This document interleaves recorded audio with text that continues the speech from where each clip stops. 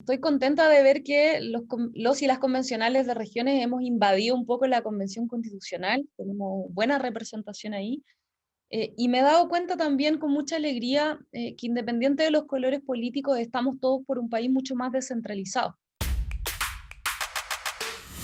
Para confiar hay que conocernos. Comprender que detrás de cada idea política hay personas, un legítimo otro, con una biografía, con su propia historia.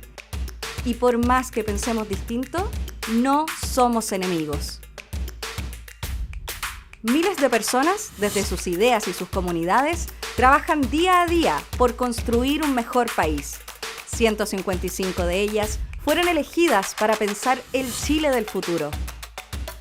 Queremos escucharles, oír la voz de las regiones, conversar sobre Chile. Porque este país lo construimos todos, todas y todes. Bienvenidos y bienvenidas a Conversaciones por el Diálogo. Mi nombre es Camila Fajardo, soy directora ejecutiva de la Fundación Aula Cívica y hoy día voy a estar conversando con Adriana Ampuero, convencional constituyente por el Distrito 26 de la región de Los Lagos, que representa a las comunas de Ancud, Calbuco, Castro, Chaitén, Chonchi, Cochamó, Curacó de Vélez, Del Cahue, Futaleufú, Gualaihue, Maullín, Palena, Puerto Montt, Puqueldón, Queilén, Quellón, Kemchi y Quinchao. Ella es independiente, integró la lista de insulares e independientes y forma parte de la red de organizaciones territoriales y asambleas de Chiloé. Muy bienvenida, Adriana. Hola, muchas gracias a ustedes por la invitación. Mira, queremos Y comenzar esta instancia conociendo un poco más de ti, conociendo quién es Adriana Ampuero, conociendo tu historia, de dónde eres, dónde creciste, a qué te dedicas, a qué te dedicabas. bueno, yo soy chilota, soy castreña, soy hija y nieta de comerciantes chilotes también. Estudié en la enseñanza básica en una escuela pública, en la escuela Luis Uribe Díaz. Durante la media entré a un colegio particular subvencionado con enfoque medioambiental. Y posteriormente me fui al continente a estudiar a la ciudad de Valparaíso, a la Pontificia Universidad Católica de Valparaíso, donde me formé en Derecho. Yo estudié Derecho, soy egresada de Derecho. Y la verdad es que mayoritariamente no me he dedicado al derecho, ¿ah? Me he dedicado más bien al oficio que es familiar, que es el comercio. Nosotros tenemos ferreterías en Chiloé, tenemos patio constructor, y ese es más o menos el rubro al que buena parte de mi familia se dedica. En ese sentido, creo que mis estudios de derecho han sido dedicados más bien al ejercicio gratuito de esta profesión que yo estudié, y he estado dedicada, por supuesto, a prestar apoyo a las causas medioambientales. Conformamos también después del 2019 un equipo jurídico y de derechos humanos de la Asamblea Social de Castro, donde estuvimos prestando ayuda gratuita a los jóvenes que fueron detenidos y vulnerados en sus derechos en contexto de protesta social. Y hicimos una labor de más de 2 años también de educación cívica sobre el proceso constituyente. ¿Qué es una constitución? ¿Qué derechos se contemplan ahí? ¿Por qué es tan importante el proceso constituyente? Todo eso fue algo que llevamos en forma permanente a los distintos espacios, juntas vecinales, colegios, liceos, organizaciones territoriales, etcétera, etcétera. Así que creo que el ejercicio del derecho ha estado más bien ligado a un aporte gratuito a mi comunidad que a ejercerlo como una profesión de vida. Y después de estudiar en Valparaíso, ¿tú volviste a Chiloé en Claro, ese... yo hice mi Perfecto. práctica profesional en el Servicio Nacional de Menores, que era algo que me interesaba, porque mi tesis de grado también fue en esta materia, en las vulneraciones de derechos a nivel nacional e internacional de niños, niñas y adolescentes. Así que hice mi práctica profesional en Sename para ver desde dentro cómo funcionaba este servicio, y posteriormente a eso me devolví, retorné a mi territorio al cual siempre quise volver a aportar. Yo soy una de esas personas que siempre supo que iba a volver a su tierra. Es más, durante mi época universitaria me enfoqué mucho en poder conformar y fortalecer una coordinadora nacional de chilotes en el continente. Nosotros siempre tenemos que salir de Chiloé para estudiar, porque hasta hace muy poco no existían universidades en Chiloé, ahora solamente existe la Universidad de los Lagos. Así que nos autodenominamos los exiliados estudiantiles. Y este grupo de exiliados estudiantiles que siempre quiso volver a aportar a su tierra, conformó esta Coordinadora Nacional de Chilotes en el continente, que tuvo, yo creo, su apogeo durante mayo del 2016, que fueron las protestas por la contaminación salmonera en Chiloé. Esta elección de constituyente fue histórica, se destaca por una incorporación de muchos independientes que están levantando diferentes banderas, diferentes temáticas en la convención, pero además sobre todo por la representación territorial. Estamos ante un órgano de representación que efectivamente tiene miembros que pertenecen a los territorios que están buscando representar en ese espacio. ¿Cómo ves tú esto hoy en día? ¿Cómo ves que esta nueva experiencia está llegando a estos espacios de toma de decisiones? ¿Crees que esto marca una pauta en cómo se va a hacer política de aquí para adelante? Estoy contenta de ver que los y las convencionales de regiones hemos invadido un poco la convención constitucional, tenemos buena representación ahí, y me he dado cuenta también con mucha alegría que independiente de los colores políticos estamos todos por un país mucho más descentralizado. Y eso es muy bueno. Creo que va a aportar a un país que crece de manera muy desigual, donde no existe equidad entre el crecimiento regional. Y creo que va a aportar también a generar un proceso de descentralización que aporte en autonomías regionales.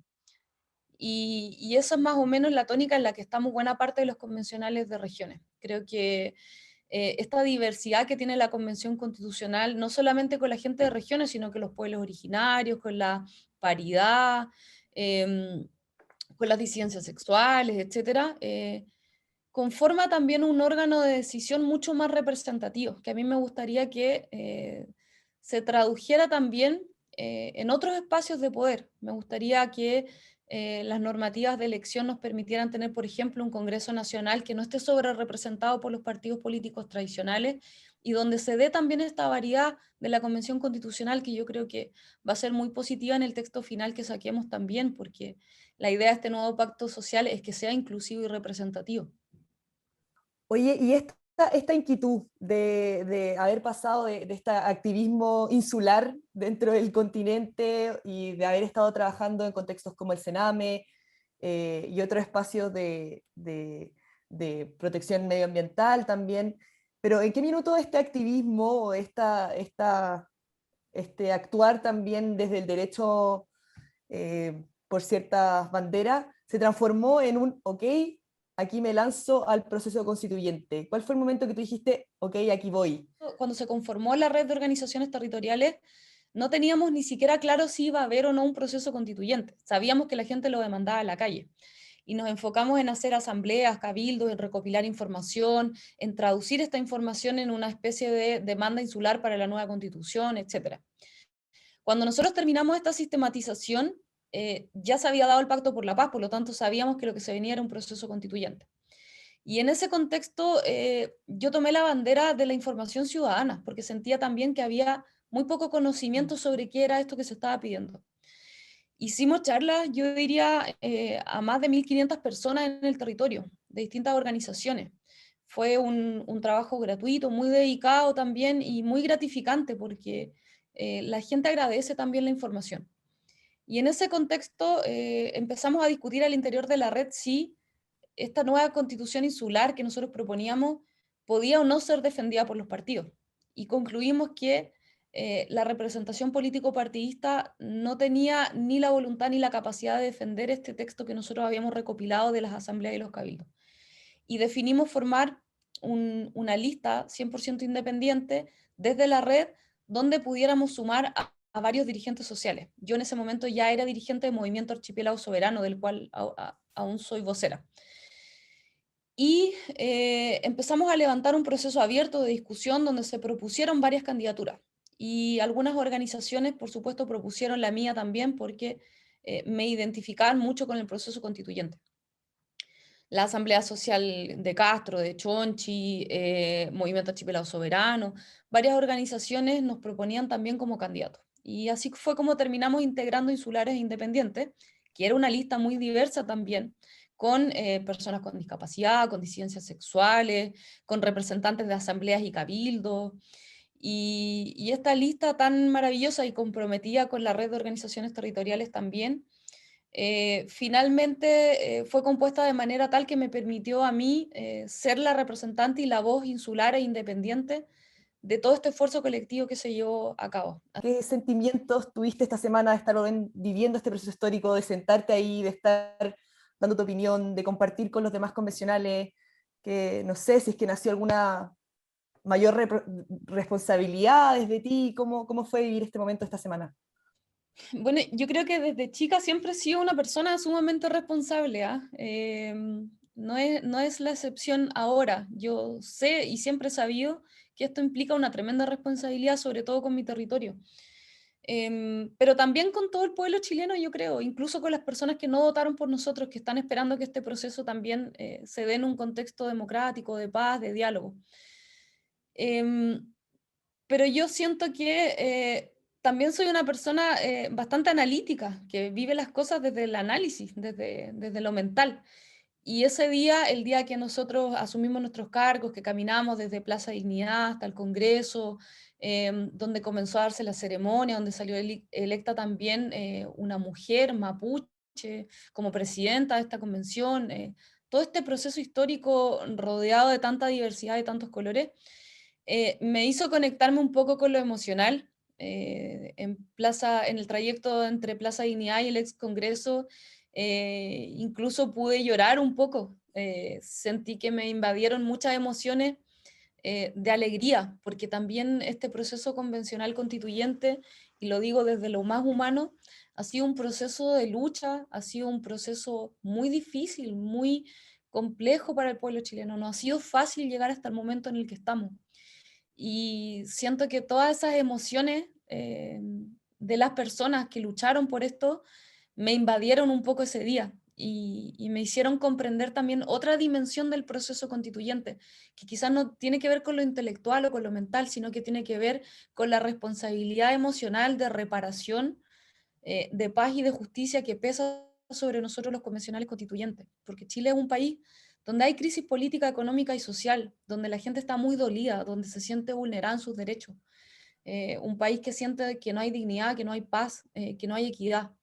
Y esa es una emocionalidad importante que inunda el proceso constituyente y de la cual yo tampoco me puedo desligar. Así que creo que fue bonito, creo que la gente me hizo ver que había un contenido también emocional en el proceso constituyente.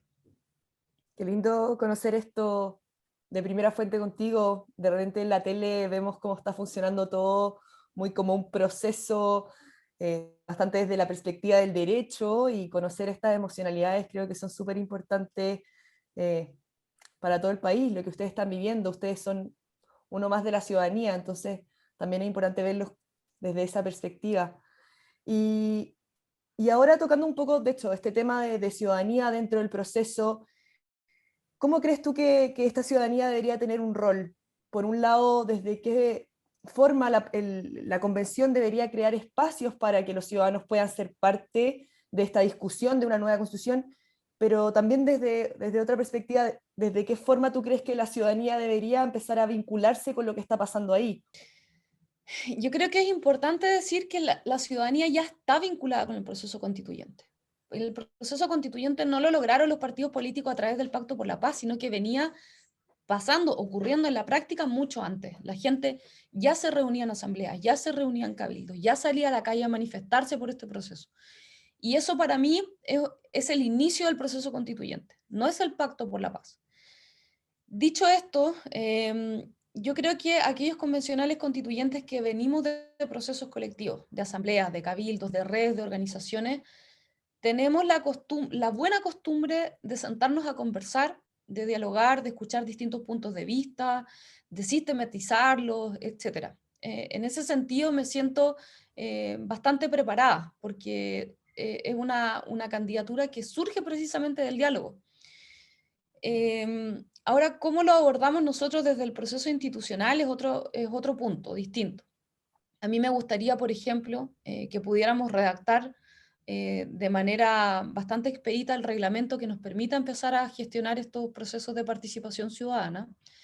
Me gustaría que tuviéramos audiencias públicas, me gustaría que tuviéramos asambleas y cabildos vinculantes, me gustaría que tuviéramos plataformas digitales de participación, porque también hay gente que vive la pandemia de manera muy cruda y no puede salir de sus territorios.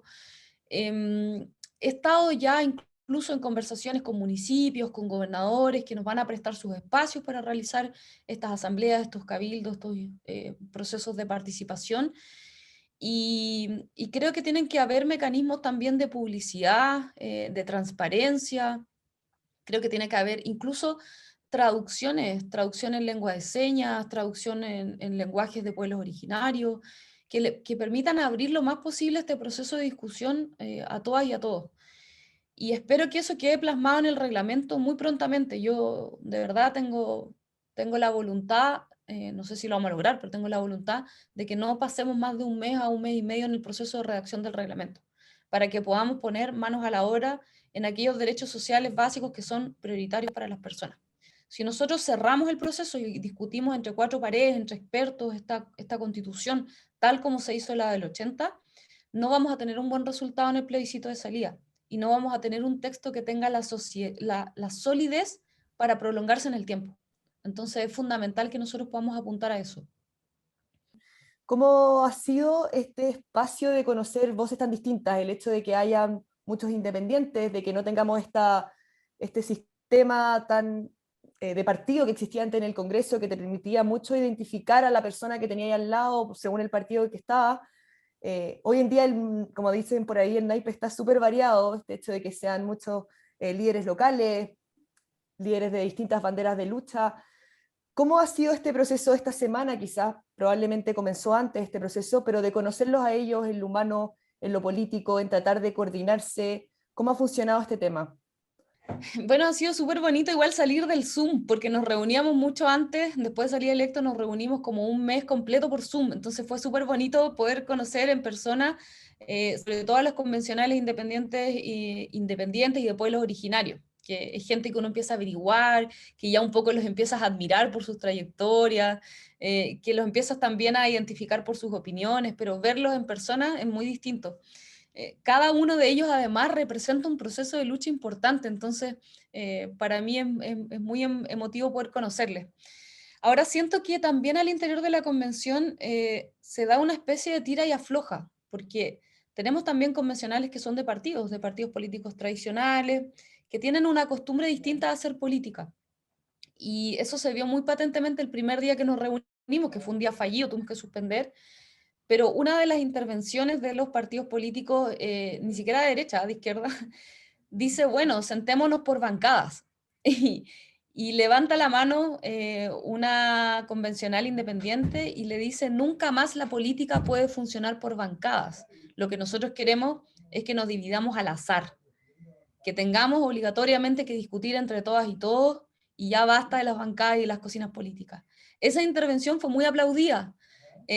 Y también el silencio de los partidos políticos fue muy importante porque siento que los obligó a entender que este proceso no va a ser igual a lo que pasa en el Congreso Nacional, ni va a ser igual a la política tradicional que se ha dado en Chile durante los últimos 40 o 50 años.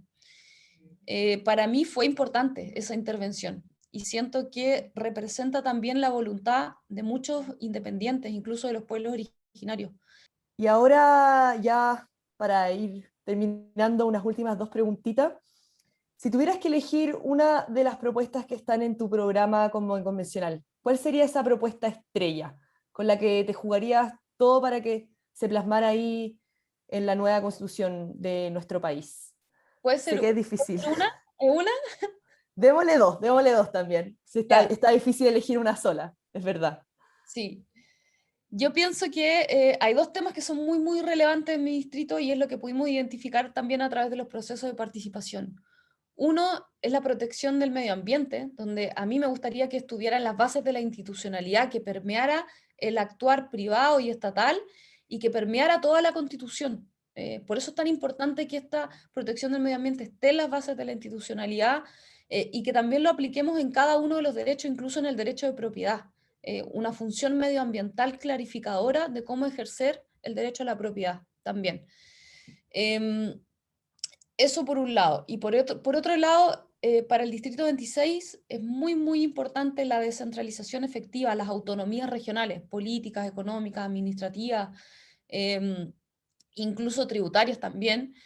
Y hay un punto que es muy interesante dentro de lo que se menciona en descentralización, que tiene que ver con la conectividad insular y de territorios aislados, que quizás es algo que estamos pensando nosotros allá en el Distrito 26, aquí, Huechiloé, Palena, pero que puede aportar también a otros territorios aislados o inhóspitos más del país, donde existe desconexión también. ¿Por qué? Porque la conectividad insular y de territorios aislados nos permite acceder a otros derechos, nos permite acceder a la salud, acceder a la educación, acceder a la conectividad. Es un derecho que en sí engloba el acceso a muchos otros derechos. Entonces eso también es relevante en la descentralización. Y ahora si tuvieras que enviarle un mensaje al país para que mantuviera estos canales de diálogo abierto, para que nos escuchemos entre todos y todas durante este proceso, ¿qué les dirías tú? El micrófono está abierto. Hay un mensaje muy bonito, que no es mío, es del Pepe Mujica, pero que creo que tiene mucha razón.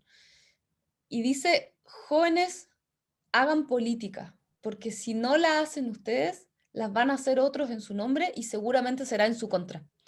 Entonces, esa expresión, ese consejo es aplicable a todos, no solamente a los jóvenes, a las organizaciones territoriales, a las organizaciones sociales. Organícense y hagan política, metan la cuchara, como se dice en buen chileno. Pidan audiencias públicas, vayan a hablar a la Convención Constitucional, contáctense con nosotros, hagamos reuniones, pongan presión sobre nosotros. Para nosotros, que pongan presión no es algo malo, es algo bueno. Participen, organícense, porque si no, alguien más lo va a hacer y seguramente será en su contra, como lo dice el Pepe Mujica. Así que ese es el llamado es a que la ciudadanía se active, porque no hay nada malo en la organización social. No hay nada malo en la manifestación, al contrario, eso es lo que nos trajo el día de hoy. Así que no tengan miedo de hablar, de abrir discusiones que a lo mejor en Chile han sido tabú. Este es el momento de abrirnos al diálogo y a la participación. Muchísimas gracias, Adriana, por esta instancia. Un gusto haberte conocido, un gusto conocer un poco de tu vida, de lo que has hecho y de tus motivos para estar en este proceso. Mucha suerte en lo que se viene y, y nada más que agradecer por haber estado acá con nosotros. A ustedes, un gusto estar conversando con ustedes.